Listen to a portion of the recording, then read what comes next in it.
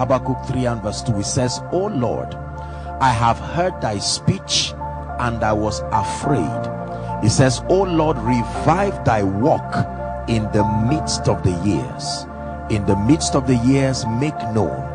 In wrath, remember mercy."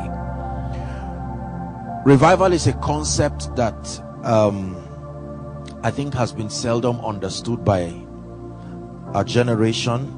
The reason is because not much of it has been seen in our lifetime, but the Bible and then history has a lot to tell us about revivals. Men and women who walked upon the face of the earth and were used mightily by God to wrought righteousness and to promote the cause of the kingdom. We also have records of nations that came under the influence of an awakening, a moment of power, a moment of God consciousness.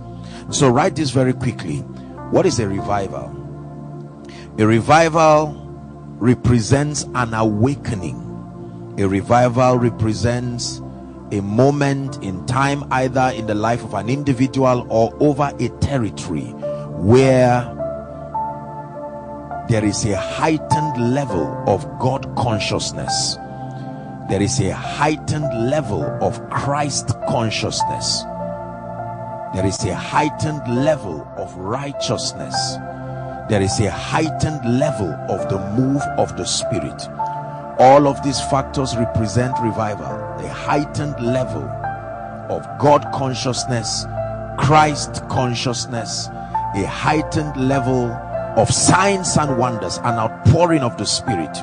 Now, a revival can happen across a territory, such as the Welsh revival, for those of us who are students of Bible history and then modern history.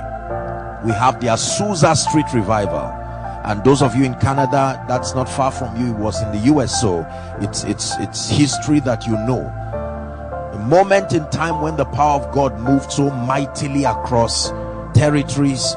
Then we have personal revival. So we have territorial revivals, where the power of God comes across a territory, and then we have personal revivals. My concern for this session is a personal revival, a moment where your life comes under an unusual influence of the power, the grace of God, with a determination to know the Lord and to serve him acceptably.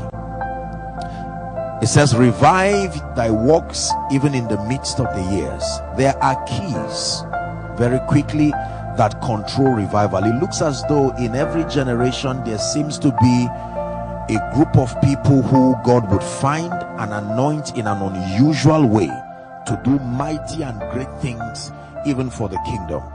And for a very long time, people have studied on revivals. What is the secret that controls the unusual dimension of God's power and God's grace upon the life of a person, a church, a territory, and so on and so forth. And I hope that as we journey through scripture, we would find keys that will ignite us and set us on fire.